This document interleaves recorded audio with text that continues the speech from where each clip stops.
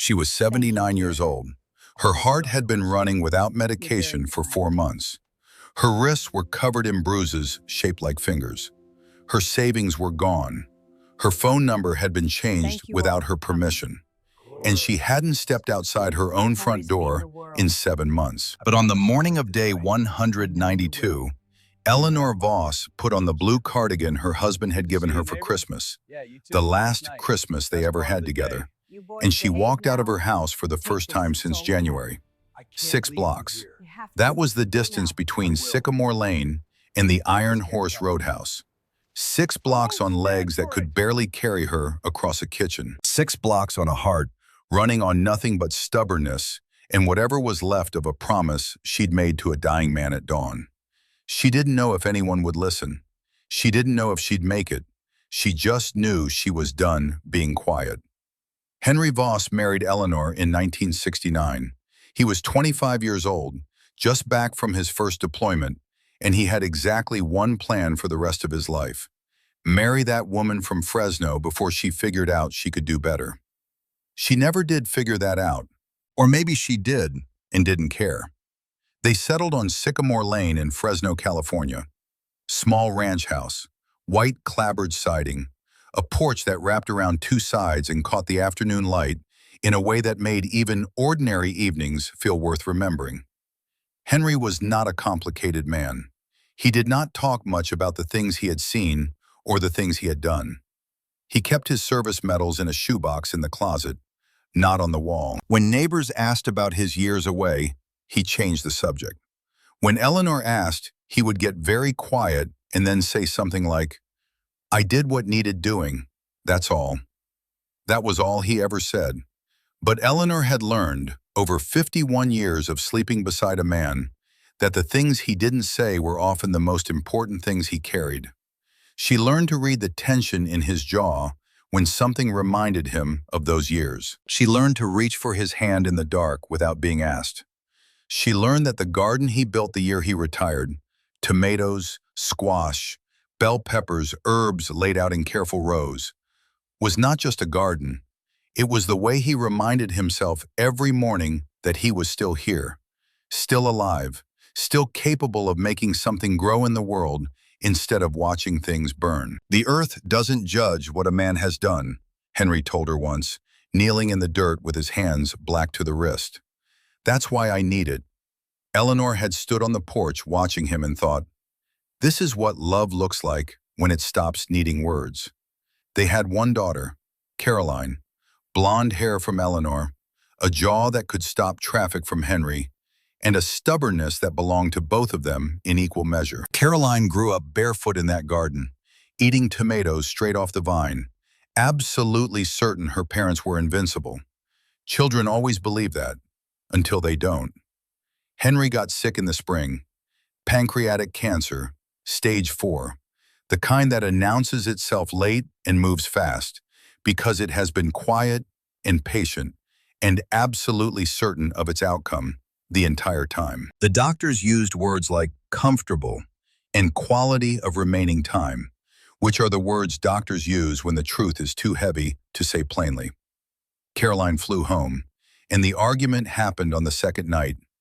Eleanor wanted Henry to die at home, in their bed, in the room where they had slept side by side for 51 years, where the wallpaper had faded to the color of old honey and the floorboards creaked in a pattern Eleanor knew the way she knew his breathing. This was where he belonged. This was where he had always belonged. Caroline wanted a hospice facility, professional care, nurses who understood what was coming and knew how to manage it. She had seen enough death in her career to know what Eleanor hadn't yet allowed herself to imagine, that the end would not be peaceful in the way Eleanor needed it to be, and that she could not do this alone. Both of them were right. Both of them were wrong. And the words that came out were the kind that families say when terror turns into fury, because fury is so much easier to carry than grief. "You always think you know best," Caroline said. "You'd rather let him suffer than admit you can't do this." "You left," Eleanor said. "You moved 1,000 miles away. You don't get to come back now and tell me how to care for my own husband." Caroline packed her bags that night, left before sunrise, did not return for the funeral. Let that sit for a moment. She did not return for her own father's funeral. Eleanor told herself she didn't care, told herself a daughter who could do that didn't deserve forgiveness. But late at night, when the house was completely silent and Henry's recliner sat untouched in the corner, and the stillness pressed against her chest like something physical, she thought about Caroline as a little girl running barefoot through the garden, laughing with her mouth full of tomato. Those were the nights Eleanor cried until she couldn't breathe. Henry died on a Sunday morning in November. Eleanor was holding his hand. She had been talking to him for hours, about the garden, about the hummingbird at the feeder that morning, about a television program they'd watched together 40 years ago that she suddenly couldn't remember the name of. She talked about nothing. She talked about everything. Because 51 years of marriage means that talking about nothing is the same as saying, I love you, and I'm not ready, and please don't go all at the same time. His last words came just before dawn. Don't let anyone push you around, Ellie. His voice was barely there. You're stronger than you think. Promise me. She promised. Then his hand went still. The military funeral was precise and correct and deeply painful. Flag-draped casket, a bugler playing taps in the cold November air, soldiers folding the flag with geometric perfection and presenting it to Eleanor with words she would hear in her sleep for years. On behalf of the President of the United States and a grateful nation. Grace did not come. Eleanor watched the door that never opened. The months after Henry died were a slow collapse, not dramatic, not sudden, the kind of collapse that happens quietly, gradually, in small daily failures that pile up until they are impossible to ignore. Cook for one person after 51 years of cooking for two. Forgetting medications without Henry there to remind her. Missing appointments because Henry had always driven. The loneliness was not an emotion. It was a physical weight, pressing heavier every morning, crushing by night. Henry's military pension, $3,400 a month, kept Eleanor financially stable. But money cannot fix the forgetting, cannot fix the midnight trips to the kitchen with no memory of getting out of bed, cannot fix the terrible, suffocating truth that she was alone in a house built for two. The neighbors noticed. They saw Eleanor wandering in the yard at odd hours, standing at the mailbox and staring at nothing. But nobody did anything, because that is how it works. Everyone sees. Everyone assumes it is someone else's problem. Everyone waits for someone else to act first. So Eleanor made a decision, the most dangerous decision of her life, though she didn't know it yet. She decided to hire help. The agency was called Golden Horizon Home Care. Their website was polished, smiling caregivers, 5-star reviews, photographs of elderly clients in sunlit rooms, looking content and well cared for. Eleanor called on a Monday. Her hands were shaking as she dialed, because asking for help felt like admitting that Henry was really gone, and she really couldn't do this alone. We have someone wonderful for you, the voice on the phone said. Her name is Nadine Pruitt, certified, experienced, outstanding references. She can start Thursday. Eleanor hung up and felt something she hadn't felt in months. Hope, which is the most dangerous feeling in the world because it opens you up. It makes you trust. It makes you believe that the worst is behind you. Nadine Pruitt arrived Thursday morning at 8 o'clock sharp. Silver Toyota Camry, light blue scrubs, warm smile, blonde hair pulled back in a neat bun, 37 years old, pretty in a way you'd forget 5 minutes after she left the room. Which, it would turn out, was not an accident. There are people in this world who cultivate forgettability the way other people cultivate charm, because forgettable faces do not get described to police. The first month was everything Eleanor had prayed for. Nadine arrived each morning with the sun. She cooked breakfast exactly right. Eggs scrambled soft. Wheat toast with strawberry jam. Coffee the right temperature every time. She helped with laundry. She drove Eleanor to appointments and asked intelligent questions about her medications. She asked about Henry. She sat with Eleanor for hours looking through photograph albums, pointing to pictures and saying, "Tell me about this one," and actually listening to the answers. She suggested they plant something in the dead garden. "Something easy. I'll help." Eleanor smiled, really smiled, for the first time since the funeral. She thought she had found an angel. She had no idea she had invited a predator into her home. The shift began in the second month, subtle, the way fog rolls in. You don't notice it until you can't see the road anymore. $3,400 a month, Nadine said one afternoon, completely casually, glancing at a bank statement on the counter. "That's solid. Henry took good care of you." Eleanor nodded. Didn't think anything of it. Why would she? This was Nadine. "You don't need to call Caroline," Nadine said the following week. "She's got her own life in Portland. You don't want to be a burden, do you?" Burden. That word landed in Eleanor's chest like a stone dropped into still water. Ripples spreading outward, touching everything. Was that what she was? A burden? "Let me handle the bills," Nadine said a few days later. Her voice had a new quality now. Not warm exactly, but firm in a way that didn't leave much room for discussion. "You shouldn't have to stress about finances. That's why I'm here." She asked for the checkbook. "Scammers target people your age. I'll keep everything secure."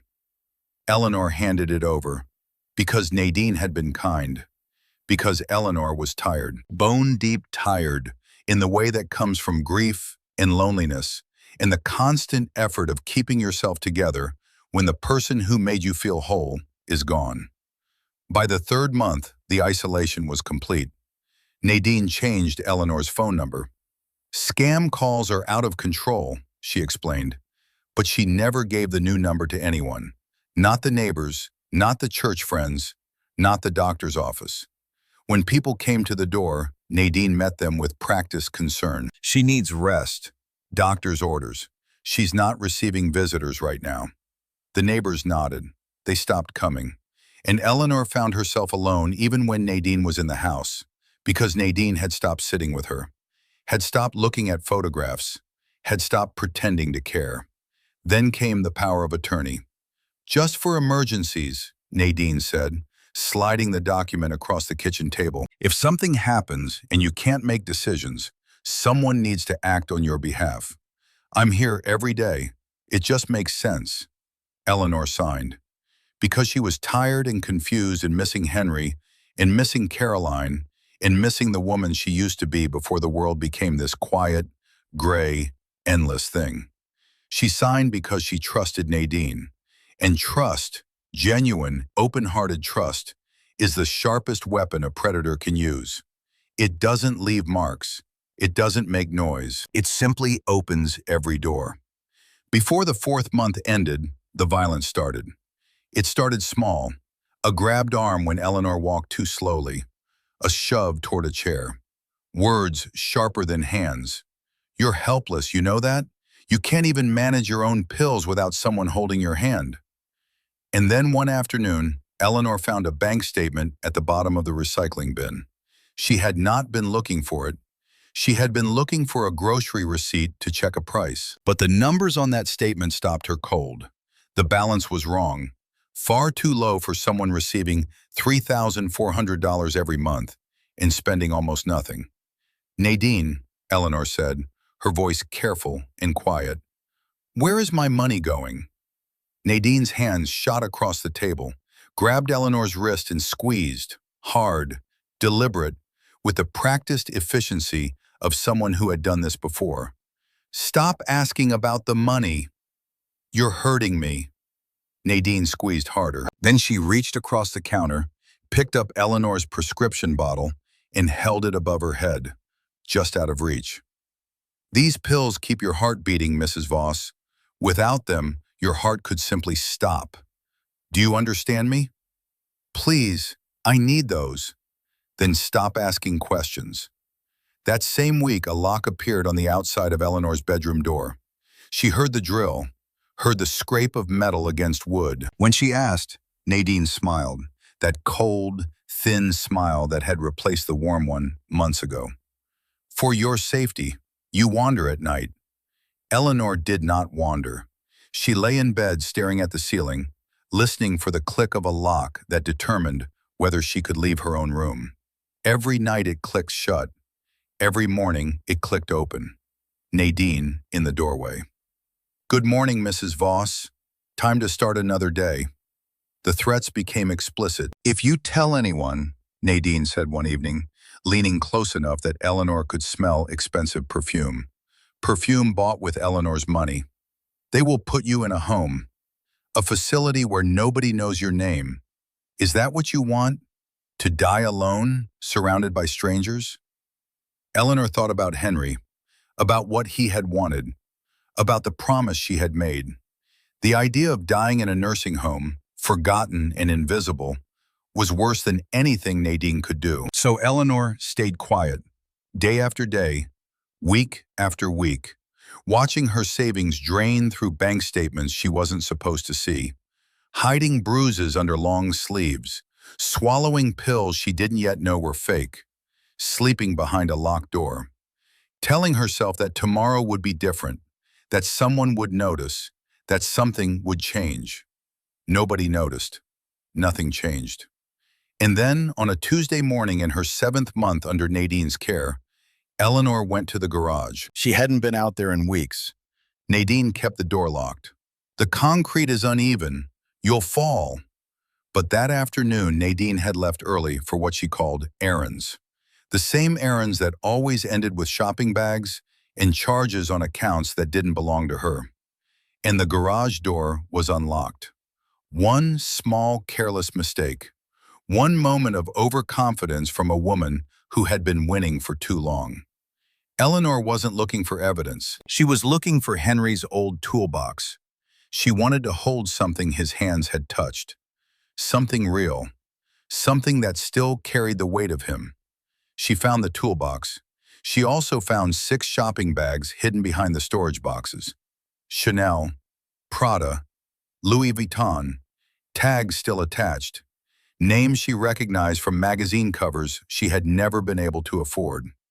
Her hands were shaking so badly she tore the tissue paper, pulling the first bag open. Then she found the receipts, folded at the bottom of the last bag. $9,100. Nordstrom. Her credit card. Her name. $7,400. Saks, 5th Avenue. Same card. Plane tickets. Hotel in Miami. Car payments. Cash withdrawals from ATMs she had never visited.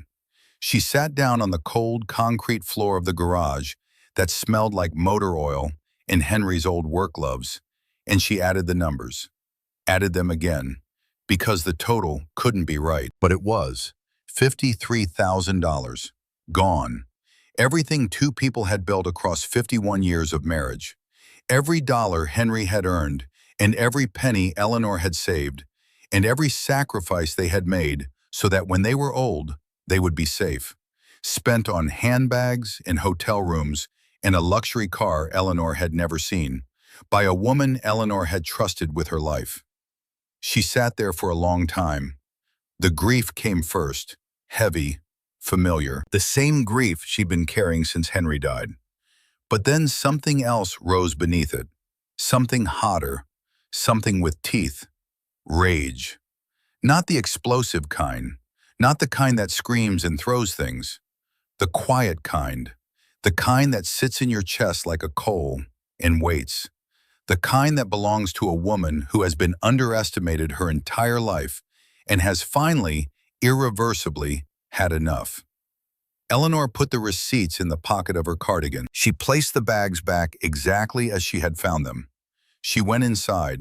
She sat in Henry's chair, and then she noticed the pills. The bottle on the counter, the one Nadine handed her each morning with a glass of water and a smile. Small, round, pink. Her metoprolol. Except the pills in the bottle were white, oval, different. She had noticed this weeks ago, had mentioned it once to Nadine, who had said, "New manufacturer, same medication, different company, happens all the time, without even looking up. Eleanor had believed her. Why wouldn't she? But now, sitting in Henry's chair with $53,000 worth of stolen receipts in her pocket, Eleanor did not believe anything anymore. She went to the computer, the one Nadine had told her not to touch. You'll confuse yourself. The internet is full of scams targeting people your age. Eleanor turned it on, typed in the markings on the white oval pill. The results loaded. Generic multivitamin. Store brand. $4.99 for 200 count. She read it again, read it a third time. Her hands were shaking so hard she knocked the mouse to the floor. For 4 months, possibly longer, Nadine Pruitt had been feeding her multivitamins instead of heart medication. Eleanor's arrhythmia, her blood pressure, conditions that required daily medication to manage to keep her heart beating in something resembling a rhythm.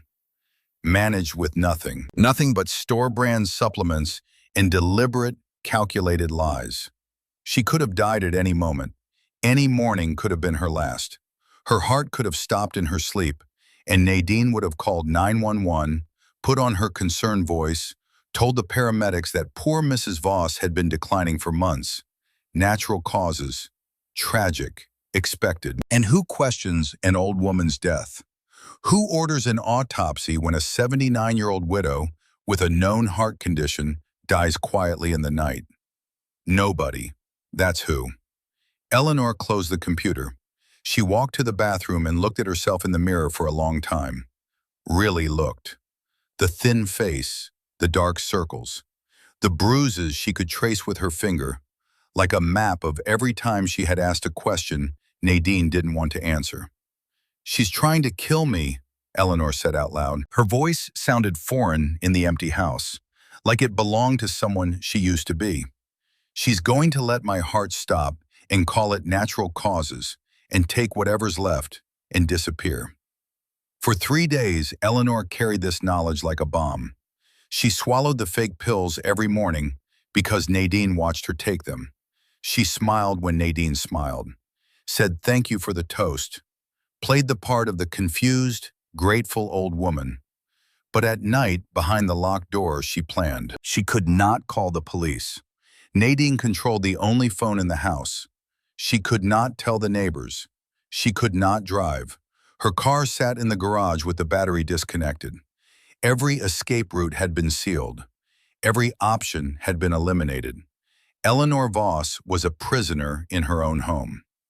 And then, on the morning of day 192, she remembered something Henry had said. She had been sitting in his chair, holding his photograph, that serious young face, the jaw set, the eyes steady, when she remembered an afternoon years ago when Henry had been talking about a buddy of his, a veteran the system had forgotten. A group of bikers had shown up and made sure the promises that had been made to this man were actually kept. Showed up and stayed until things were right. Sometimes the people who look the most dangerous are the safest people you'll ever meet, Henry had said. They understand loyalty. They understand what it means to have someone's back and not let go. 3 days earlier, Nadine had driven past a roadhouse on the way to the pharmacy. Eleanor had looked out the window and seen motorcycles. 9 of them lined up in the gravel lot. Riders in leather vests with a winged emblem on their backs. She had looked at them for a long time before the car turned the corner. Now she sat in Henry's chair and looked at the clock. 2:15 in the afternoon. Nadine would be back at 4. An hour and 45 minutes. She went to Henry's closet, found his old leather-bound address book, the one with his careful square handwriting inside.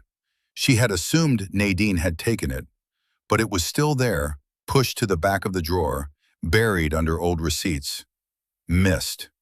She opened it, saw Henry's handwriting, felt the familiar fist around her heart. She tried calling, Caroline's number, disconnected. Neighbors, no answer. Door after door slamming in her face. She put the address book down. Then she went back to the closet and found the cassette recorder. Henry's old one. The one he had used to record his voice during long stretches away, so Eleanor could play it back when she missed him. She tested it. The mechanism clicked. Battery still good. She pressed record. She pressed stop. Then she went to find her cardigan, the blue one, the last Christmas present, and put it on. She tucked Henry's cassette recorder into the pocket. She found a scrap of paper and wrote, in handwriting that was shaking but legible, "If I don't come back, Nadine did it." She tucked the note under the cushion of Henry's chair. Then Eleanor Voss opened her front door for the first time in 7 months. The September sun hit her face and she nearly fell. Not from the light, but from the feeling of it. Warmth on skin that had been kept in darkness for so long, she had almost forgotten what warmth felt like. She looked at the street, 6 blocks. She started walking. Her hips screamed. Her knees buckled on the second block. Her heart, running without medication for 4 months, stuttered and skipped and fluttered in her chest like something desperate to stay alive. She stopped twice, leaned against fences, breathed, waited for the dizziness to pass, thought about turning back, thought about Henry, kept walking. The Iron Horse Roadhouse appeared ahead. Low building, gravel lot, 9 motorcycles parked in a row with the late afternoon sun catching their chrome. Through the glass doors, she could see men in leather vests, could hear low, easy laughter. The kind that belongs to people who have known each other long enough that silence is comfortable and nobody needs to explain the joke. Eleanor stopped at the door, her hand on the handle. She thought about the note under Henry's cushion. "If I don't come back, Nadine did it." She thought about what Nadine had said on the phone. 3 more months. She's perfect. She thought about Henry's voice at dawn on a Sunday morning in November, barely there, already leaving. "Don't let anyone push you around, Ellie. You're stronger than you think. Promise me." She pulled the door open, walked inside, walked straight to the back corner where 9 men sat around 2 tables pushed together, and said the words that would change everything. "Please, I need help. My caregiver told me to stay quiet, but I can't anymore." 9 men looked up. 9 men saw an old woman with trembling hands and bruised wrists and a heart that could stop at any moment. And every single one of them stopped laughing. The laughter died. Not gradually, not the way laughter fades when something mildly serious enters the room. It stopped all at once, like a switch being thrown, and the silence that replaced it was a different kind of silence than the one that had existed before Eleanor Voss walked through that door. 9 men looked at her. Rex Donovan, the one they called Axel, was the first to stand. 6 feet 5 inches, hands the size of dinner plates, gray threading through a thick blonde beard. He had buried his mother in a care facility 6 years ago. Found by a janitor, dead for 2 days before anyone thought to check on her. He carried that weight every single day of his life, the way certain men carry certain things. Not visibly, not loudly, but constantly, the way you carry something that has no bottom. He looked at Eleanor standing in the doorway, one hand gripping the frame to keep from falling, and he recognized something in her eyes that he had seen only once before. In a mirror, the morning after his mother's funeral, when he understood for the first time what it meant to be too late. "Ma'am," he said, and his voice was low and careful, the way you speak to something fragile without letting it know you think it's fragile. "Come sit down. Take my seat." The other men shifted without a word. They moved the way men move when something real has entered the room, and there is no longer any point in pretending otherwise. Jackets off the chairs, space made, a wall formed, not deliberately, not with any discussion, just 9 men rearranging themselves around a booth so that whatever was happening inside it would be protected from whatever was happening outside it. Eleanor sank into the vinyl seat. Her hands would not stop shaking. She pressed them flat against the table and willed them to be still. But they had been shaking for 7 months, and they had forgotten how to stop. Axel knelt beside the booth so his eyes were level with hers. Not towering over her, not looking down, level. "My name is Rex. Most people call me Axel. These are my brothers." He said it simply, without performance. "You're safe here. Tell me what happened. Eleanor looked at him, looked at all of them, leather and tattoos and scars and patches that most of the world crossed the street to avoid. Everything about these men should have frightened her. The size of them, the look of them, the way the room seemed smaller just because they were in it. But their eyes were kind.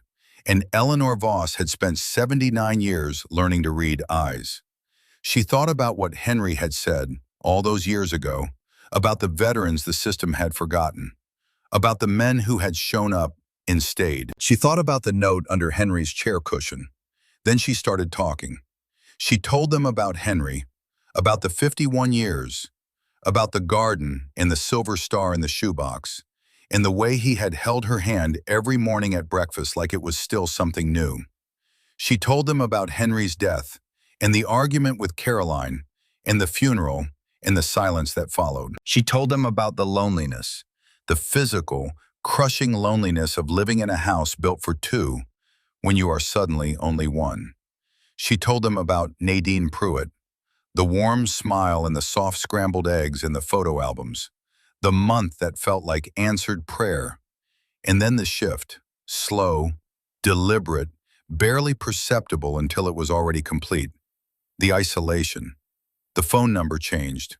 The neighbors turned away at the door. The power of attorney signed with a tired hand and a trusting heart. The lock on the outside of the bedroom door. The bruises. She pushed up the sleeve of Henry's blue cardigan and showed them her wrists. A man named Doc, real name Everett Pruitt, though nobody had called him that in 30 years, leaned forward. Former Navy corpsman, he had treated wounds on 3 continents. He knew injury patterns the way a carpenter knows wood grain, the way a mechanic knows the sound an engine makes when something is wrong. He had known for 20 years before he ever quit that the worst wounds were rarely the ones that showed. "May I?" he asked. Eleanor extended her arms. Doc examined them without expression, but his jaw tightened in a way that the men around him recognized.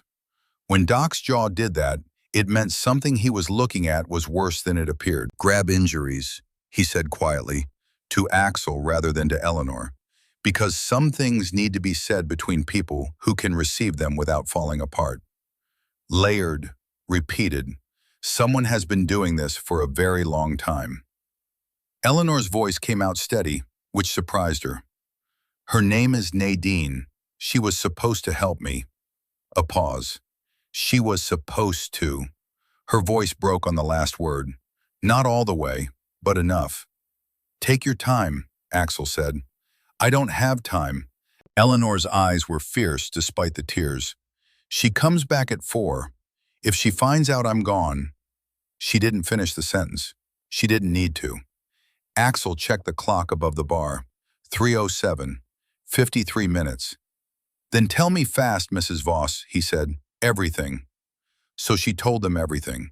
She told them about the bank statements and the shopping bags in the garage. Chanel, Prada, receipts for $9,100 at Nordstrom, $7,400 at Saks, plane tickets to Miami, car payments for a Range Rover she had never seen. $53,000 across 7 months. She told them about the pills, the white oval vitamins in her prescription bottle, the real metoprolol that her cardiologist had prescribed years ago to manage her arrhythmia, the medication that kept her heart from going into atrial fibrillation, from stroking out, from simply stopping in the night. Gone. Replaced. For 4 months, possibly more. She told them what Nadine had said on the phone the previous morning, the conversation Eleanor had overheard from Henry's chair while Nadine stood in the kitchen, voice low, certain she was alone. 3 more months. When I'm done, I'll close everything out and move on. She told them the part that had frozen her blood. "This isn't my first time." The table was completely silent. Doc looked at Axel. The look didn't need words. It had a language of its own, built over years of shared experience, and the kind of trust that only comes from having been in bad situations together and coming out the other side. "That's not neglect," Doc said. His voice was controlled in the specific way of a man who has learned to keep his voice controlled when everything in him wants to do otherwise. You pull someone's cardiac medication and replace it with vitamins, you're not cutting corners, you're not being careless. He paused. You're trying to kill them. The word landed in the middle of the table like something physical. Murder. Eleanor flinched. Hearing someone else say it out loud made it real in a way her own thoughts hadn't. She had known it in the deep, wordless part of herself, the part that operates below logic and language, for weeks. But hearing a man who had kept soldiers alive on 3 continents say the word plainly in a roadhouse booth in Fresno on a Thursday afternoon was different. That was confirmation. Slider, Garrett Hale, 46, former detective with the Kern County Sheriff's Department, 12 years carrying a badge before the politics made him walk away with his integrity more or less intact, leaned forward. He had been listening without speaking, which was how he always listened. Cataloging, connecting, running the information through the part of his mind that had never stopped being a detective, no matter what his employment status said. You said she has a laptop, in a room she keeps closed. The spare bedroom, she's in there for hours sometimes. She locks it from the inside, but not when she leaves. Slider looked at Axel. We need to get into that house before she comes back. Bank statements, medication bottles, the lock on the bedroom door, all of it needs to be documented. Receipts, Eleanor said. She reached into the pocket of her cardigan and pulled out a folded sheaf of papers. Her hand trembled as she smoothed them flat on the table. Slider picked up the first receipt, read it, picked up the second. His expression changed with each one. Not dramatically, not in a way that would alarm Eleanor more than she was already alarmed, but in the particular way of a man who has spent 12 years looking at evidence and knows exactly what he is looking at. He put them down carefully, the way you put down something that matters. These are felonies, he said. Financial exploitation of a dependent adult. We are talking serious federal prison time. He looked at Axel. This isn't opportunistic. This is methodical, calculated. She had a system, and she's been running it. At the far end of the table, a man who had not spoken a single word since Eleanor walked through the door suddenly went very still. His name was Curtis Aldridge. They called him Roach. 57 years old. He had a face that had accumulated decades the hard way. Lines earned by weather and choices, and the specific kind of living that leaves marks. He had been watching Eleanor since she first sat down, with an intensity that had made some of the other men glance at him twice without quite knowing why. Now he leaned forward, slowly, and placed both hands flat on the table. Mrs. Voss. His voice was different from the others, quieter, careful in a way that had nothing to do with strategy and everything to do with the weight of what he was about to say. Your husband. You said his name was Henry Voss. Eleanor looked at him. Yes. He was a volunteer firefighter, before his service years, based out of Fresno. Something shifted in Eleanor's expression. A stillness. The particular stillness of a person who senses that a door is about to open that has been closed for a very long time. Yes, she said, he was, for several years, before everything else. Roach's hands pressed harder against the table. The knuckles were white. In 1973, he said, there was a gas explosion at the old Harwick coal mine site. In Harwick, Pennsylvania. They were running a cleanup crew, not an active mine, but the old shafts were still down there, still full of gas, and one of the work crews hit a pocket they didn't know was there. He stopped, swallowed. 3 men went down in the collapse. 2 got out. The table had gone completely silent. Even the woman at the nearby table, who had been quietly crying into her napkin, had stopped moving. My father, Roach said, was the one who didn't. He looked directly at Eleanor, and what was happening in his eyes was not something he was trying to control. Until a man named Henry Voss went back in. Eleanor's hands went still on the table. Against orders, alone. The shaft was still unstable. There was still gas, and every person on scene was being told to pull back and wait for the professionals. But Henry Voss went back in. He found my father in 60 feet of smoke and dragged him out by main force. Burns on both forearms. He carried my father across the surface with rounds of debris still shifting around them. Roach's voice broke on a single syllable and then held. He never told anyone what he'd done, just handed my father to the paramedics and walked away. The silence stretched. Eleanor pressed her hand against her mouth. A sound came out of her that was not a word and not a cry, something deeper than both, something that had been locked inside her for decades without her ever knowing it was there. "He never told me," she whispered. "Not once. Not in 51 years. "That's how men like him were," Roach said. "They did what was right because it was right, not for recognition, not for anything." He reached across the table and took Eleanor's hands in his. Scarred hands, calloused hands, hands that had lived hard, and he held them the way you hold something sacred. "My father spent the rest of his life looking for Henry Voss. He wanted to say thank you. He died 8 years ago, still looking, still telling that story, still grateful." His grip tightened gently. "Mrs. Voss, your husband saved my father's life, which means he saved everything. His marriage, his children, me. My whole life exists because Henry Voss went back into that shaft. I owe him a debt I have never been able to repay." He looked at her steadily. "But he's gone, and you're here. And that means right now, in this diner, that debt belongs to you." He looked at Axel. "This woman is under my personal protection.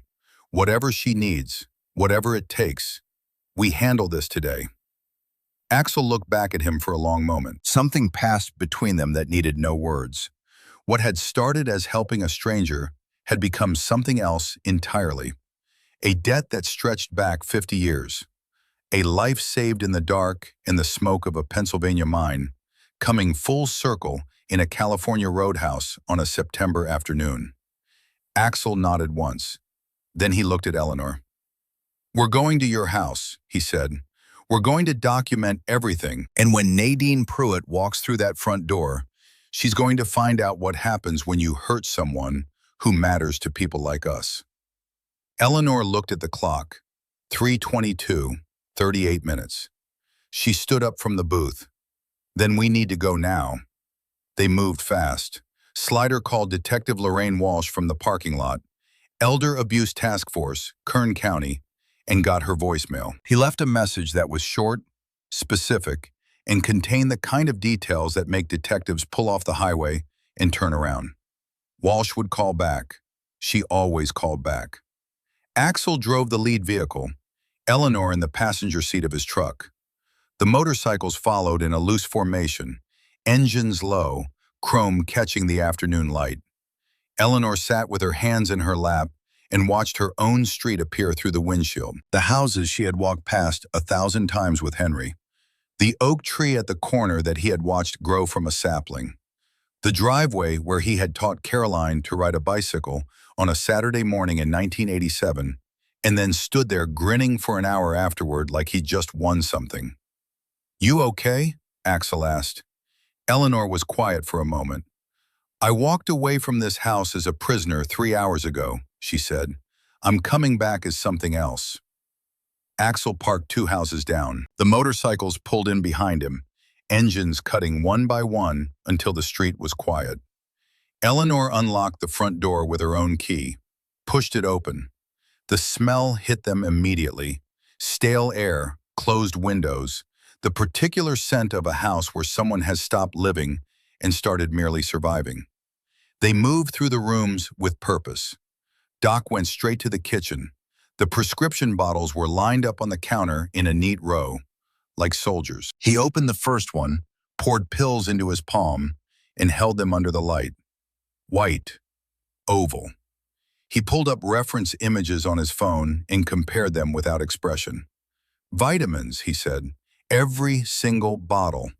All fake." He photographed each one, front label, back label, the pills themselves against his palm. "She was going to let your heart stop, Mrs. Voss. There is no other way to read what I'm looking at." Slider moved to the spare bedroom. He stopped in the doorway when he saw the deadbolt on the outside of Eleanor's bedroom door. He ran his fingers over the installation marks in the wood. Fresh screws, clean drill holes, a lock designed and installed specifically to keep a 79-year-old woman from leaving her own room. He photographed it from 4 angles, then moved on. The spare bedroom gave up its secrets without resistance. Bank statements in the closet, credit card bills, printed receipts. Slider spread them across the bed in chronological order, working methodically the way he had worked crime scenes for 12 years. And the picture they assembled was detailed and damning and entirely clear. 53,000 confirmed, he said. And look at this. He held up a printed bank transfer record. She's been moving the money in stages, separate accounts in 3 different states, transferring in amounts small enough to stay under reporting thresholds. He set it down. This is not someone who got greedy and sloppy. This is someone who has done this before and knows exactly how the system works and how to stay underneath it. A man named Hawk, Nathan Price, former Army MP, eyes that moved constantly and missed nothing, checked Nadine's bedroom. Designer clothes in the closet, tags still attached. Stacked boxes from high-end stores, a laptop on the desk, closed. And on the nightstand, a leather-bound planner. He opened it, turned pages, stopped. Axel. His voice was flat and even, which with Hawk meant the opposite of calm. Come here. Axel crossed the room. Hawk held the planner open, 1 page near the back, a date circled in red, 3 months from now. Next to it, in neat, precise handwriting, Voss pension, $3,400 per month. Enough. Exit. Move on. Below that, 2 other names. Ruth Hayden, with a dollar figure next to it, a date, and 1 word. Completed. Carl Briggs, same format, same word. Completed. Axel looked at Slider. Slider took the planner, read the entries. His face went gray in the way faces go gray when the mind is processing something that the body doesn't want to accept. Ruth Hayden, he said, 82 years old. Carl Briggs, 77. He looked up. Both marked completed, both with financial totals, both with dates that were over a year old. He set the planner down on the bed with the careful deliberateness of a man who has just understood that what he is holding is evidence in a murder case. Maybe 2 murder cases. I would stake everything I own that both of these people are dead. Eleanor had been standing in the hallway. She had heard every word. She leaned against the wall and let it hold her weight, because her legs were not entirely reliable at this moment. And the thing moving through her chest was not grief exactly. She was past the point where grief was the right word, but something older and heavier and harder. There were others before me. She is going to let me die the same way she let them die. And then she is going to find someone else. Eleanor pushed herself off the wall. She walked past Slider and the bank statements and the planner on the bed. She walked to Nadine's bathroom and pushed the door open. There on the counter, arranged in a neat row like a small pharmacy, were prescription bottles. Eleanor's name on every label. Her cardiologist's name. The correct pharmacy. The right medication. Full bottles, untouched, sealed. Nadine had never even opened them. Eleanor picked one up, turned it over in her hands, opened it. Inside, small, round, pink pills. Real metoprolol. Her medication. The medication her heart needed to function. The medication that had been sitting 10 feet from her bedroom door for 4 months while she swallowed vitamins every morning, and her heart stuttered and skipped, and her cardiologist would have called it a miracle she hadn't stroked out in her sleep. She had my medication the whole time, Eleanor said. The words came out completely steady, terrifyingly steady, the kind of calm that arrives after fear has burned through everything and left behind nothing but clarity. She watched me swallow those fake pills every single morning. She handed them to me with a glass of water. She smiled. Eleanor set the bottle down on the counter. She kept my real medicine in her bathroom like a trophy. Doc came to the doorway. He took in the bottles, the labels, the real pills. He photographed everything, side by side with the fakes from the kitchen, the comparison impossible to misread. The evidence was complete. Axel checked his watch. 3:48. From the living room, Hawk's voice came sharp and tight. White Toyota Camry, turning onto Sycamore Lane. She was 12 minutes early. Everything moved at once. Axel's voice cut through the house, controlled and immediate. Roach, back door. Hawk, you're on the front. Slider, stay with the evidence. Doc, stay with Mrs. Voss. He looked at Eleanor. Mrs. Voss, I need you to step back into the hallway. I'm not hiding, Eleanor said. Axel looked at Roach. Roach shook his head just slightly. Letter. Axel studied Eleanor for a long moment. In her eyes, he saw the same thing he had seen in his mother's eyes once. In a photograph taken when his mother was still young and still certain the world was something she could handle. Not stubbornness, something older than that, something that had been forged over a very long time in a very difficult place. He stepped aside. The Toyota pulled into the driveway. Through the living room window, they watched Nadine Pruitt step out. Shopping bags in hand, Saks Fifth Avenue, the logo crisp and clean. More purchases, made today, charged to a dead man's pension and a living woman's savings. The front door opened. Nadine stepped inside, took 2 steps into her own routine, and stopped. 9 men in leather vests filled her living room, the winged emblem on every back. And in the center of them, standing straight, hands at her sides, not trembling, not anymore, Eleanor Voss. Nadine's shopping bags hit the floor. What is this? Her voice was flat, not a question, a calculation. Friends of Mrs. Voss, Axel said. Nadine's eyes moved. Eleanor, the men, the door behind her where Slider stood. The room she could not read fast enough to find an exit in. The professional mask came down over her face like a visor. Fast, practiced, automatic. The warm voice returned from wherever she kept it stored. I don't know what's going on here, but you need to leave. This is my client's home. I am her licensed caregiver, and I am responsible for her well-being.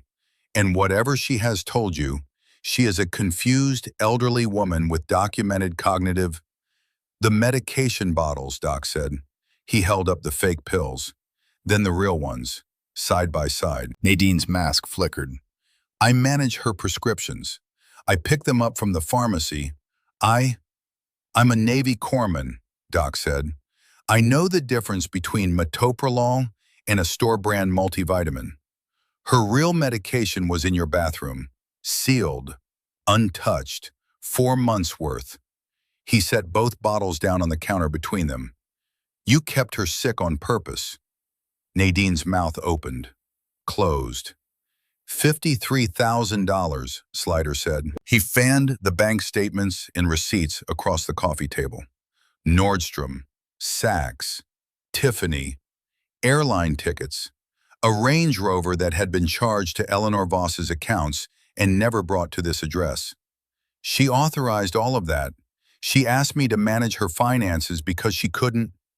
Did she ask you to lock her in her own bedroom?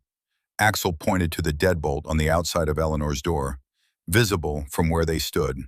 The new screws, the clean drill holes, the hardware that did not belong on the inside of a home, only on the outside of a cell. Nadine stepped backward. That was for her safety. She wanders. She could fall and... Ruth Hayden, Slider said. He held up the leather planner, open to the page. Every drop of color left Nadine Pruitt's face.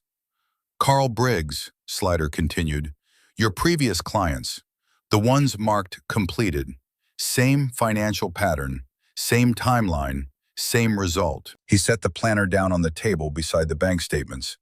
Except they're dead. The mask did not crack. It shattered. Something ugly and desperate came through. The thing that had been underneath the warm smile and the soft scrambled eggs and the careful, patient, systematic destruction of a 79-year-old woman's life. The thing that had done this before and would have done it again. "You don't know what you're talking about," Nadine said. Her voice had changed entirely. "Those people were old. They were sick. They died because old people die, and someone has to be there to manage their affairs when their families—" "Then you won't mind explaining that to Detective Walsh," Slider said. "She's on her way." Nadine ran, not toward the front door where Slider stood, not toward the back where Roach and Hawk were waiting. She ran for the kitchen, the side door to the garage, the exit that was supposed to be there, the exit she had used and planned around and kept accessible for exactly this contingency. But Eleanor was standing in the kitchen, 5'3", 79 years old, arthritic hands, a heart that had been running without medication for 4 months. A woman who had survived 191 days of captivity in her own home. Standing in the kitchen doorway. Nadine pulled up short. "Get out of my way." The warmth was completely gone now. The professional concern, the careful kindness, the whole constructed architecture of Nadine Pruitt, gone. What was left was something stripped and cornered and ugly. "You stupid old woman. You have no idea what you've done. Nobody is going to believe you. Nobody is going to believe a confused—" Eleanor reached into the pocket of Henry's blue cardigan. She took out the cassette recorder. She pressed play. Nadine's own voice filled the kitchen, recorded that morning, clear and unmistakable on magnetic tape that had survived 30 years in a nightstand drawer because Henry Voss had maintained everything he owned like the careful, thorough man he was. "Stop asking about the money. If you bring it up one more time, I swear to God you'll regret it." Nadine went white. "You recorded me." Eleanor stopped the tape. "Henry always said," she said quietly, "that a good soldier documents everything." Outside, sirens. Blue and red light pulsed through the kitchen window, across the wall, across Nadine Pruitt's face. 2 vehicles in the driveway, sheriff's department, and behind them a woman in a dark blazer stepping out of an unmarked car with the particular efficiency of someone who has been waiting a long time for this exact moment. Detective Lorraine Walsh, Elder Abuse Task Force. She had been building a case against Nadine Pruitt for 8 months, ever since Carl Briggs's nephew had filed a complaint that nobody in 3 counties had taken seriously enough. The case had stalled every time for the same reason. No living witnesses. No one who had survived long enough and stayed conscious enough and found help before the end. Until today. Walsh walked into the house and took in everything in the practiced, unhurried way of someone who had learned that the first 30 seconds in a room tell you almost everything you need to know. Evidence on every surface.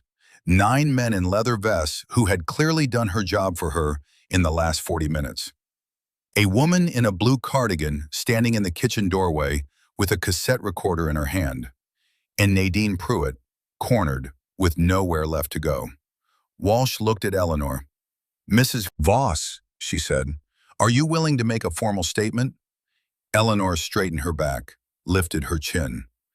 "I have been ready," she said, "for 191 days."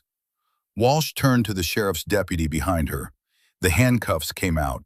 The sound they made closing around Nadine Pruitt's wrists was very small in the quiet of the kitchen. But Eleanor heard it. She heard every click. They put Nadine Pruitt in the back of the cruiser at 4:17 in the afternoon. Eleanor watched from her own front porch. The door closed. The lights kept turning. Neighbors had gathered on the sidewalk. The same neighbors who had nodded politely when Nadine told them Eleanor was resting, who had stopped knocking, who had seen the curtains drawn for 7 months and assumed it was someone else's concern. They stood now in small clusters on their lawns, watching a woman in handcuffs be loaded into a sheriff's vehicle. And the expressions on their faces contained something that looked like shame, which was the correct thing for those expressions to contain. Eleanor did not look at the neighbors. She looked at the cruiser until it turned the corner and disappeared. Then she let out a breath that felt like it had been held for 191 days. Axel was standing beside her, Roach on the other side. The other 7 men on the porch, in the steps in the walkway, not crowding her, not pressing in, just present, the way certain people know how to be present without making their presence a demand on you. "It's done," Axel said. Eleanor touched the wedding ring on her left hand, felt the familiar weight of it. The thin, gold band Henry had placed there in the summer of 1969 in a small church on the east side of Fresno, with his hands shaking so badly the pastor had smiled. "Not yet," she said. Axel looked at her. She turned to face him. "There's one more thing I have to do, and I don't know if I can." She had faced down a predator in her own kitchen. She had stood in front of 9 strangers and asked for help. She had pressed play on a cassette recorder and watched the walls close in around the woman who had tried to kill her. She had done all of that without her hands shaking. But this was different. This was Caroline. Axel reached into his jacket pocket, pulled out his phone. "I found this when we were going through Henry's address book," he said. "I copied it down before we came over." He turned the screen toward her. A phone number, Portland area code. Eleanor looked at it for a long moment. "What if she doesn't answer?" "Then you call again," Axel said, "and again after that." Eleanor took the phone. Her thumb hovered over the call button. She had just faced the woman who had stolen everything from her without flinching. She had stood in her own kitchen with a cassette recorder and not moved an inch. But calling her own daughter terrified her more than any of it. Because Nadine Pruitt could only take things. Caroline could choose not to come back. And that second kind of loss was the kind you did not recover from, because you could not arrest it, could not document it, could not stand in its way with 9 men and a tape recording. It simply was, or it wasn't. And Eleanor had spent 6 years learning to live with the weight of not knowing which. She pressed call. 1 ring, her heart hammered. Not the arrhythmic flutter she had grown accustomed to over these past months, but something that felt almost like the original thing, the way her heart had beaten when she was young, and the world was still large and uncertain in ways that felt like possibility. 2 rings, 3, 4. She almost hung up. Then, "Hello?" Caroline's voice, older than Eleanor remembered, not in a bad way, in the way all voices age, accumulating the specific weight that comes from having lived through things. A voice Eleanor had heard say its first word and its last cruel word, and every word in between across 42 years of a relationship that had never once been simple. Eleanor opened her mouth. Nothing came out. "Hello? Who is this?" Eleanor pushed air through her throat like she was learning to breathe again. "Caroline." A whisper, barely there. "It's Mom." Silence. 5 seconds of silence that contained 6 years of grief and anger and love that had never actually stopped. Not for a single day, even when everything else did. 5 seconds that felt like standing at the edge of something very high without knowing whether there was ground below or just more falling. Then Caroline's voice broke open. "Mom." 1 word, shattered completely. The sound of a grown woman becoming a child again in the space of a single syllable. Not because she had regressed, but because some loves are old enough that they reach back past everything you have become and touch the part of you that existed before any of the damage. "Is that really you? Your number was disconnected. I tried for months. I sent letters. They all came back. I called the neighbors and nobody answered." Her voice fractured again. "I thought you decided I was gone to you. I thought you'd made your peace with never speaking to me again." Eleanor sat down on the porch steps. The concrete was cold through her slacks. She didn't care. "Caroline, listen to me. Something happened. I'm going to tell you all of it, and then I need you to come home." So Eleanor told her, compressed, essential, unflinching. Nadine Pruitt, the money, the pills, the locked door, the bruises, the 191 days, the garage with the shopping bags, the cassette recorder in Henry's cardigan pocket, the 9 men in leather vests who had stood up the moment she walked through their door, the handcuffs clicking shut 40 minutes ago. She told it without breaking down because she was done breaking down. She had been broken down for 7 months and she was finished with it. She told it the way you tell something when you are finally, permanently done being the confused old woman everyone expected her to be. When she finished, Caroline was silent for so long that Eleanor checked the screen to see if the call had dropped. Then, "I'm coming tonight. There's a red-eye from Portland. I can be there by morning." "Caroline, you don't have to." "Don't." Caroline's voice had changed. The broken quality was gone, replaced by something firm and clear. The same material Eleanor recognized from a very different angle, because she had heard it in Henry's voice for 51 years and had never expected to find it coming back to her from the other direction. "Don't you dare tell me I don't have to. 6 years, Mom. 6 years I spent being angry about things that don't matter anymore. Dad is gone. I can't fix that. I can't take back missing his funeral. But you are still here." A pause that contained everything. "You are alive, and I am coming home." Eleanor closed her eyes. "There's something else," Caroline said, and her voice shifted into a register Eleanor couldn't immediately read. Careful, almost hesitant in a way Caroline almost never was. "I should have told you years ago. I tried to tell you the night of the argument, and then everything went wrong, and then so much time passed that I didn't know how to begin." A breath. "Mom, I have 2 daughters, twins, Mia and Jess. They're 11 years old." The porch, the cold concrete, the evening light coming down Sycamore Lane at the angle it had always come. The angle Eleanor had watched from this porch for 30 years, with Henry standing beside her. Eleanor could not speak.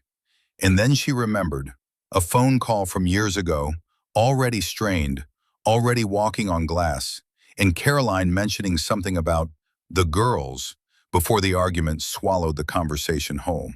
Eleanor had started to ask. The moment had passed.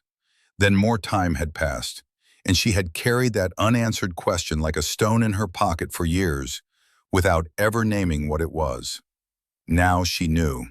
She had always been one question away from knowing. "They know everything about you," Caroline said. "Everything about you and Dad. I told them every story I could remember. About the garden, about this house, about the way Dad used to argue with the tomato plants when they weren't growing fast enough." A sound that was almost a laugh and almost something else entirely. "They ask about you, Mom. They ask about you all the time."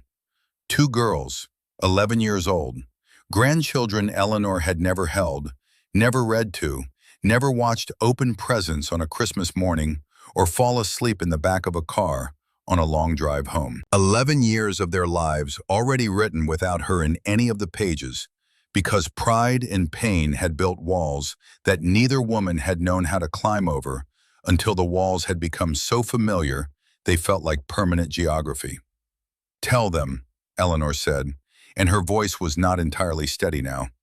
"Tell them their grandmother is coming home. Tell them I am coming to them." They talked for an hour on Axel's phone, standing on the porch of Sycamore Lane while the September evening settled around them, and the neighbors went back inside, and the street went quiet. They said the things that had needed saying for 6 years and had been waiting, unsaid, like water behind a dam that both women had been too proud and too frightened to open. They said, "I'm sorry." Both of them said it, and they both meant it without the protective accounting of who had said the worst thing first or who had more to answer for. Because 6 years of missing someone burns away that kind of arithmetic and leaves only the bare fact of the loss and the bare possibility of the return. When Eleanor finally handed the phone back to Axel, her face was wet, and she made no effort to wipe it. Roach was sitting on the porch railing. He looked at her for a moment, and then he said simply, "Henry would be proud of you, Ellie." It was the first time anyone had called her that specific diminutive, Henry's word for her, the name he had used every day of their 51 years. Since the November morning his hand had gone still. She touched her wedding ring. "I know he would," she said, "because I'm proud of myself. And I haven't been able to say that in a very long time." Detective Walsh arranged temporary housing that night at a place called Harbor House, a small facility 2 towns over, run by a woman named Teresa Graves, who had survived her own version of this story 15 years earlier and had spent every year since building something useful out of what she had learned. Clean rooms, real locks on the doors, locks that work from the inside, a garden visible from the window. Eleanor tested the lock on her door before she turned off the light. The bolt slid home smoothly and solidly under her hand. She stood there for a long moment with her palm flat against the door, feeling the weight of it. For 7 months, someone else had controlled this, had decided when she could leave her own room, when she was permitted to walk through her own house, when she was allowed to exist in the spaces that had belonged to her for 30 years. A deadbolt is a small thing.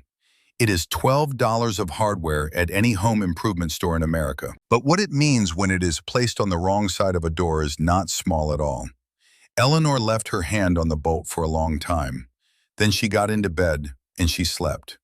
9 hours, without listening for footsteps in the hallway, without monitoring the irregular rhythm of her own heart for signs that the medication she wasn't getting was failing her in ways she couldn't survive. Without wondering whether she would wake up, she just slept. The way she had slept beside Henry for 51 years, with the specific, unconscious confidence of someone who knows, without having to think about it, that they are safe. When she woke, the sun was coming through the window at a low angle, and her hands were not shaking. Axel picked Caroline up from Fresno Yosemite Airport the next morning. She walked through the arrivals gate carrying a backpack in 6 years of accumulated regret. And she looked, Axel would tell Eleanor later, like a younger version of her mother. Same coloring, same jaw set at the same angle, same eyes that were carrying more than they were showing, which appeared to be a family characteristic running deep on both sides and showing no signs of stopping. At Harbor House, Caroline walked into the common room and stopped. Eleanor was sitting by the window with a coffee cup in both hands, watching the garden, with the particular stillness of a person who has recently survived something that required every reserve they possessed, and is now, for the first time, simply resting. 6 years of silence filled the space between them. Then Caroline crossed the room in 4 steps and put her arms around her mother, so completely that they nearly knocked each other over. And Eleanor held her daughter the way she had held her as a baby, the way she had held her when she scraped her knees in the garden, running barefoot through the tomato rows, the way she should have held her the night before she left for Portland, when both of them were too armored by anger to feel anything through the contact. "I'm sorry, Mom," muffled against Eleanor's shoulder. "For all of it, for the things I said, for leaving the way I did, for missing Dad's funeral, for every single day I didn't try harder to find you. I'm sorry too, baby," Eleanor held on, "for the wrong words at the wrong moment, for making you feel guilty for having a life worth living, for being too proud to pick up a phone first, for all of it." They stayed like that for a long time. 2 women who had lost each other, finding their way back through years of accumulated wreckage, and finding, on the other side of the wreckage, that what they had been missing was still there, had been there the whole time, intact, waiting with the patient certainty of things that are built to last. Caroline pulled back and looked at her mother's face the way a nurse looks at a patient, and a daughter looks at her mother at the same time, which is a complicated kind of looking that tries to hold both the clinical reality and the emotional one simultaneously. "Full cardiac workup," she said. "Tomorrow morning. Your real medication starts tonight." She reached into her backpack and produced a pharmacy bag. "And I swear to you, Mom, nobody is going to hurt you again. Not while I am breathing." Eleanor looked at her daughter. "You sound exactly like your father." Caroline almost smiled. Almost. "Good." The trial came 4 months later. Kern County Superior Court. January. The kind of California winter morning that can't decide whether to be cold or mild and ends up being both at once. The sky, a flat, bright gray that gave everything equal light and no shadows. Eleanor walked up the courthouse steps with Caroline on her left arm and Axel on her right, and she walked the way a woman walks when she has decided, completely and without reservation, that she is done being defined by what was done to her. Steadily, without hurry, with her chin at the angle Henry had always called her courthouse chin, though she had never been to a courthouse before today. All 9 men from the Iron Horse were in the gallery. They had ridden across the state to be there, taken days off work, rearranged schedules, driven through the night in some cases, because this was what they did. They saw things through. It was not a code written anywhere or discussed in any meeting. It was simply what they were, the way a well-built structure is what it is because of what went into the framing, not because of anything applied to the surface afterward. Nadine Pruitt sat at the defense table in county-issue clothing. The woman Eleanor had opened her door to 11 months ago. The warm smile, the soft scrambled eggs, the careful daily performance of compassion was entirely absent. What sat at that table now was what had always been underneath, visible at last because there was no longer any audience worth performing for. The prosecution built its case methodically, without drama, letting the evidence carry the weight because the evidence was more than adequate to carry it. Bank records, $53,000 in unauthorized transactions across 7 months, moved through accounts in 3 separate states, in increments carefully calibrated to avoid automatic reporting thresholds. Not careless theft, architecture, medical testimony. A cardiologist who explained to the jury, in plain and patient language, what 4 months without metoprolol does to a patient with documented arrhythmia. What it could have produced on any given morning. What it almost certainly would have produced, the doctor said carefully, given another 60 to 90 days. The tape recording. Nadine Pruitt's own voice, recorded on a cassette machine that Henry Voss had kept in working order for 30 years, because he had been the kind of man who maintained the things he owned, played through the courtroom speakers in a silence so complete that every person in the gallery appeared to stop breathing at exactly the same moment. Stop asking about the money. If you bring it up one more time, I swear to God, you'll regret it. Nadine did not react visibly. Eleanor watched her and felt nothing that resembled fear. What she felt was the bone-deep exhaustion of someone who has been carrying a very heavy thing for a very long time and can finally, with complete legitimacy, set it down.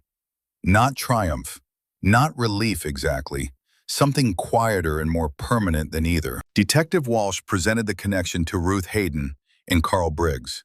Same financial methodology, same isolation pattern, same timeline, same result in both prior cases. Death attributed to natural causes, with no surviving witnesses and no reason for anyone to look closely at the circumstances. 2 entries in a leather planner. 2 families who had spent months sensing that something was wrong without being able to name what it was. Now they had a name. The defense attorney was competent, and he did what competent defense attorneys do, which is locate the weakest point in the structure and apply sustained pressure there. Mrs. Voss, he said, in a tone designed to sound respectful while accomplishing something else entirely, isn't it true that you have documented memory concerns? That your own physician has noted on multiple occasions that your recollection of events can be unreliable? Eleanor looked at him. She had known this question was coming the way you know certain weather is coming. Not from any single signal, but from the accumulated knowledge of having lived long enough to recognize what certain conditions reliably produce. I am 79 years old, she said. I forget where I put my reading glasses. I forget whether I've already added salt to a pot of soup. I occasionally forget the name of a neighbor I have known for 20 years. She paused. Let the silence do what silence can do when a room is paying attention. But I do not forget being locked inside my own bedroom every night for 7 months. I do not forget bruises on my wrists. I do not forget watching $53,000 disappear from accounts that my husband and I built across 51 years of marriage. She held the pause one beat longer. And I do not forget the names Ruth Hayden and Carl Briggs. She turned from the attorney and looked at the jury. 12 people who were going to decide something important and who deserved to be looked at directly by the person whose life they were deciding about. Those two people cannot speak anymore, Eleanor said. Their voices were taken from them permanently. Whatever happened to them in their last days, the fear, the confusion, the specific loneliness of being trapped by someone they had trusted, they cannot tell anyone about it. That is a loss that cannot be repaired. Her voice held steady. But I can speak. I am still here, and I am speaking for them. Not because it is easy, because it is the only thing I have left to give them. The defense attorney did not ask another question. He gathered his papers and sat down, and the particular quality of his silence was the silence of a man who has applied pressure to a structure and found it completely solid. The jury deliberated for 2 hours and 50 minutes. When they filed back in, the foreperson did not look at Nadine Pruitt. Eleanor had watched enough courtroom dramas with Henry on Sunday evenings to know what that meant. She reached across and found Caroline's hand. Guilty. All counts. Elder abuse. Financial exploitation of a dependent adult. Assault causing bodily injury. Unlawful imprisonment. Attempted murder. The judge sentenced Nadine Pruitt to 25 years, full restitution of all stolen funds, and noted for the record that the investigations into the deaths of Ruth Hayden and Carl Briggs, now formally reclassified as homicide investigations in 2 separate jurisdictions, would be prosecuted in full when the evidence supported charges. You preyed upon the most vulnerable members of our society, the judge said, with the measured gravity of someone who has seen a great deal and is not easily affected and is genuinely affected by this. People who trusted you with their health, their finances, and their safety. You violated that trust with a level of calculation this court has rarely encountered. You stole a woman's life savings. You endangered her life. You imprisoned her in her own home. He paused, and the record makes abundantly clear that you would have done it again. He looked at Eleanor. The courage required for Mrs. Voss to come forward, at her age, in her condition, after everything that was done to her, is extraordinary. This court hopes it inspires others. They led Nadine out through the side door. She looked back once at Eleanor. Their eyes met across the length of the courtroom. Eleanor did not look away, did not flinch, did not feel, in that moment, anything that resembled the fear that had shaped every day of the past 7 months. What she felt was simpler and more final than that. The particular resolution that arrives when something that needed to be finished is finished, and you were the one who finished it. Then the door closed, and Nadine Pruitt was gone. Outside the courthouse, January sunlight on the steps, Caroline holding her arm, not because Eleanor needed steadying, her legs were genuinely stronger now, after 4 months of real medication and proper food and sleep that was actually rest. But because Caroline wanted to hold it, had been wanting to hold it for 6 years, and was making up for the time, one day at a time, in the only direction time moves. Roach came down the steps and stood in front of Eleanor. He reached into his jacket and produced an envelope. Old. The paper slightly yellowed at the edges, the corners soft from decades in a box. He held it out with both hands, the way you hand someone something that does not belong to you, but has been waiting a long time to reach them. After my father died, we packed everything, he said. Papers, letters, photographs. I finally went through the last box last month. He nodded at the envelope. He wrote that in 1974, a year after the mine. He addressed it to Henry Voss, Fresno, California. It was all he had. He spent 2 years trying to find a street address. He never could. It sat in a box for 50 years waiting to arrive. Eleanor took the envelope. Inside, 3 pages of handwriting in a hand she didn't recognize. Careful, deliberate, the handwriting of a man composing something that mattered and taking the time it deserved. She read it standing on the courthouse steps, with Caroline beside her, and 9 men in leather vests arrayed around her, and the January light coming down clean and cold and equal on everything. Raymond Aldridge had written to Henry Voss about fire and smoke and the specific terror of being trapped underground when the air is going and the darkness is absolute and the sounds from above are getting farther away instead of closer. He had written about the moment he had stopped believing anyone was coming. He had written about a hand closing around his wrist in the dark, about being pulled, about open air and sky after 60 feet of smoke. He had written about his son Curtis, who was 4 years old in 1973, and who would grow up with a father because of what Henry Voss had done. Who would grow up and make his own choices and carry his own weight and have a life. The whole irregular, difficult, irreplaceable weight of an actual human life. Because one man had gone back into a mineshaft against orders and refused to leave someone behind.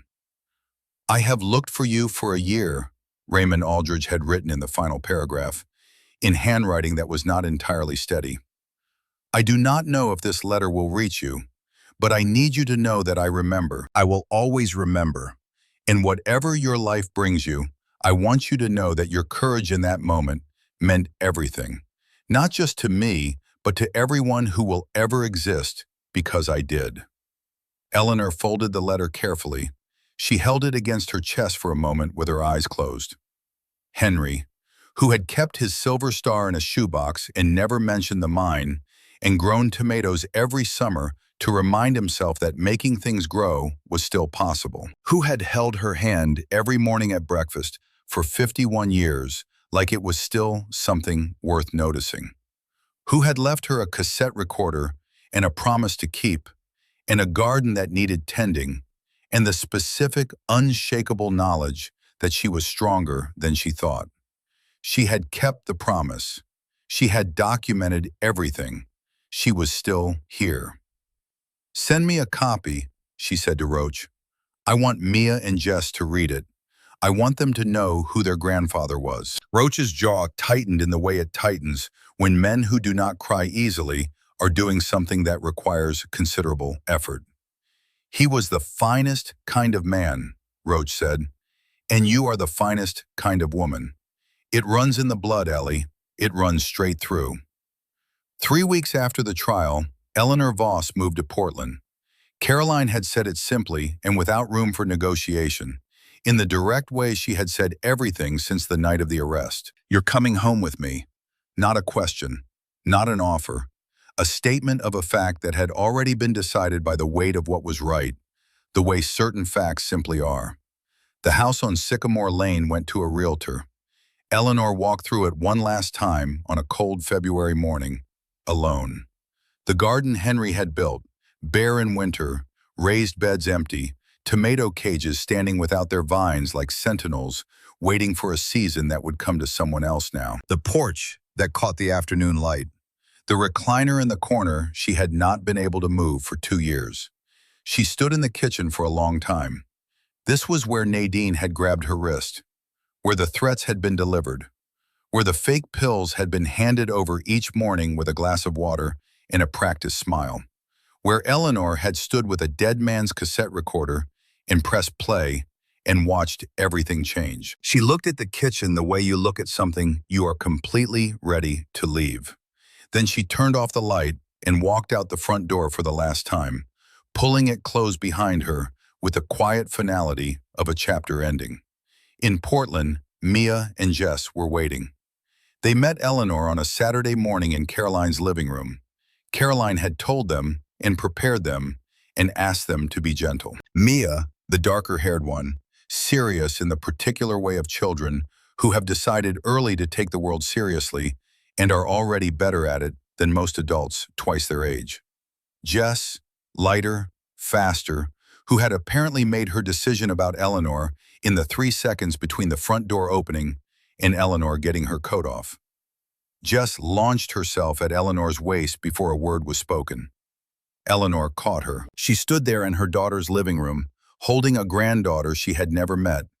This child who smelled like school and shampoo and the specific, uncomplicated warmth of a Saturday morning.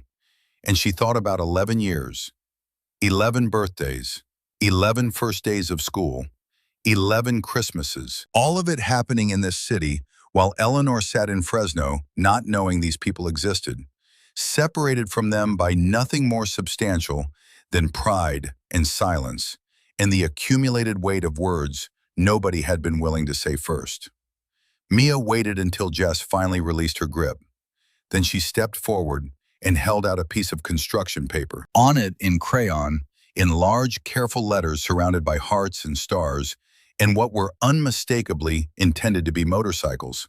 Harley Davidsons from the look of them, researched and rendered with 11-year-old exactitude. Bravest grandma. "We made that before you came," Mia said, "because Mom told us what you did, and we think you're the bravest person we've ever heard of." Eleanor looked at the construction paper in her hands. Worth more than $53,000. Worth more than anything she had been given since a thin gold ring on a summer afternoon in 1969. She put it on the refrigerator that day, and it would stay there. 3 months after moving to Portland, Eleanor walked into the Elder Justice Center on a Tuesday morning without an appointment and said to the woman at the front desk, "My name is Eleanor Voss. I survived 7 months of elder abuse. I would like to help." They put her on the hotline the following week. The first call she took was from a man named Gerald, 81 years old, calling from a bathroom with the water running because he was afraid the person in the next room would hear him through the door. His voice was barely above a whisper.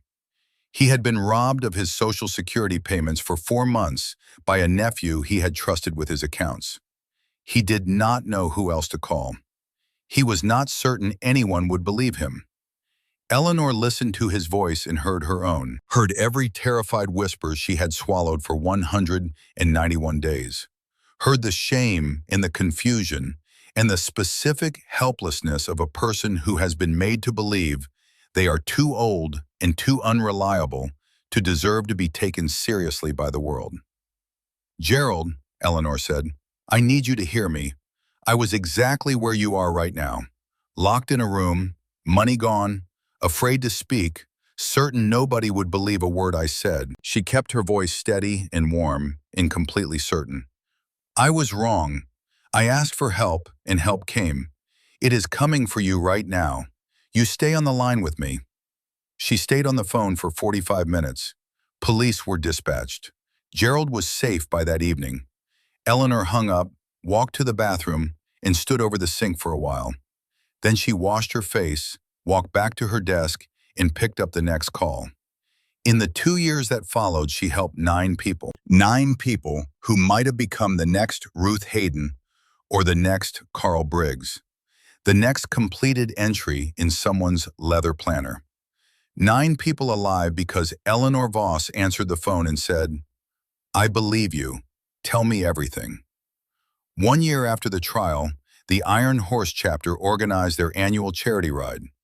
250 motorcycles, riders who believed, without performance and without irony, that protecting the vulnerable was not a hobby, but an obligation, the kind that doesn't expire and doesn't negotiate and doesn't look for credit.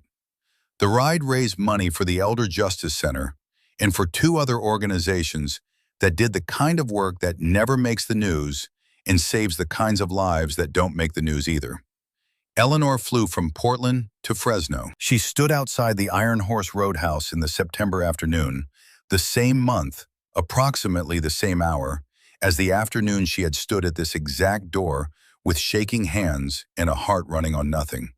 And she watched 250 motorcycles fill the lot and fill the air with the sound that had once, in a different life that was also her life, meant salvation. Axel walked over and put his arms around her in the uncomplicated way of someone who has decided a person is family and simply acts accordingly from that point forward. "Mrs. Voss," he said, "or should I be calling you something else by now?" "Call me Ellie," she said. Henry did. She stood at the microphone in front of 250 riders and their families and volunteers and a scattering of journalists who had heard about the woman from Fresno and driven a long way to see for themselves what she looked like in person. Mia and Jess were in the crowd with Caroline, the girls holding a sign in crayon letters large enough to read from 30 feet away. Eleanor looked out at the crowd for a moment before she spoke. She thought about Sycamore Lane, about Henry's recliner and the silver star in the shoebox, and the cassette recorder sitting in a nightstand drawer for 30 years, waiting with the patience of something that knew it would eventually be needed. She thought about Ruth Hayden and Carl Briggs, whose names she had spoken in a quiet courtroom and would keep speaking for as long as she had the breath for it. She thought about Gerald and the 8 others, and the calls she would take next Tuesday and the Tuesday after that. "I was 79 years old when I walked through that door behind me," she said. "I had bruises on my wrists, fake pills in my body, a heart that could have stopped at any moment, and I was absolutely certain that nobody on earth would believe a word I said." She let that sit. "My abuser told me I was too old, too confused, and too worthless to save. And for 191 days, I believed her. Because when you are old and alone, and the person you depend on tells you that your own mind cannot be trusted, you believe it. Because it is easier to think you are broken than to accept that someone you trusted is deliberately destroying you." She found Mia and Jess in the crowd, the sign, the crayon letters. "I was wrong." Her voice was clear and steady and carried without effort across the lot and the rows of motorcycles and the faces of 250 people who had come to hear it. "I asked 9 strangers for help. Every single one of them stood up." Roach, at the back of the crowd, raised his right hand in a slow, deliberate salute. The formal military salute of a man settling a debt that has been outstanding for 50 years and is now, finally and completely, paid. Axel stood beside him with his arms at his sides and tears moving through his beard, thinking about his mother and about the 2 days nobody came and about how the world keeps moving while people disappear inside it without making any sound at all, and thinking that this, what was happening in this parking lot right now, was as close as any of it ever came to being made right. "Age does not determine worth," Eleanor said. "Vulnerability is not weakness, and it is never, never too late to ask for help." She gripped the podium. "But I am not only speaking to the people who need help today. I am speaking to the neighbor who sees someone disappearing behind closed curtains and decides it isn't their business. To the family member who stopped calling because life got complicated. To the friend who noticed something wrong and waited for someone else to handle it." The crowd was completely still. "Nobody else is going to handle it. You are the one who sees, which means you are the one who acts, which means you are the one who answers." She looked out at 250 faces. "The next person who needs help is behind a locked door right now, swallowing fake pills, being told they are too confused to matter, and they are waiting for someone to care enough to notice." A pause. "When someone asks for help, you answer. When someone cannot ask, you ask for them. That is not charity. That is not heroism. That is simply what it means to be a human being who has not forgotten what other people are worth." The standing ovation began before she had stepped back from the microphone. Not the polite kind, not the performed kind. The kind that starts because 250 people have simultaneously reached the same threshold and have no choice but to rise. Caroline was crying openly in the crowd, not trying to stop.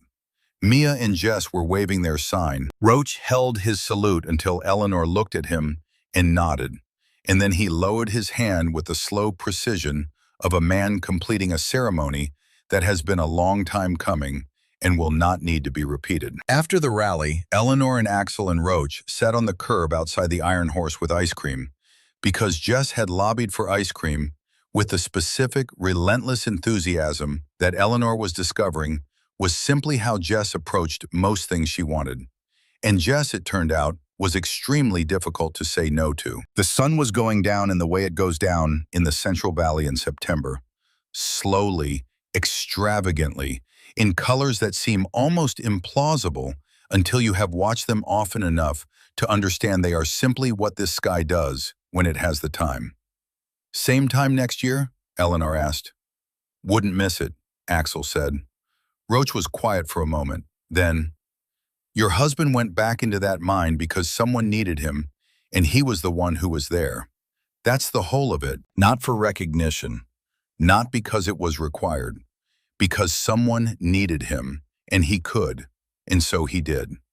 Eleanor looked at the sunset. He taught me that, she said. I just forgot it for a while. She stood up, brushed off her slacks, 81 years old and steady on her feet for the first time in longer than she could clearly remember. Heart running on real medication, hands not shaking, standing in a parking lot in September with the people who had shown up and kept showing up since the moment she walked through a door and asked them to. She walked to Caroline's rental car, where Mia and Jess were already arguing about the music for the drive home, and Caroline was laughing at both of them, and the evening light was doing something unreasonable to the chrome on 250 parked motorcycles. She got in, buckled her seatbelt, touched Henry's ring. Ready, Mom? Caroline asked. Eleanor looked at her daughter, at her granddaughters. At the rearview mirror where she could still see the iron horse, and the riders, and the last light of the September afternoon, and 9 motorcycles parked in a row, exactly where they had been parked on a Thursday afternoon 1 year ago, when a 79-year-old woman had walked in from the street and said, please, and changed everything. Ready, she said. She meant it in every direction. Forward and backward, and all the years still ahead. Every Tuesday and every Thursday, every call she would answer, every person she would tell, stay on the line with me, help is coming, you are not too old to matter.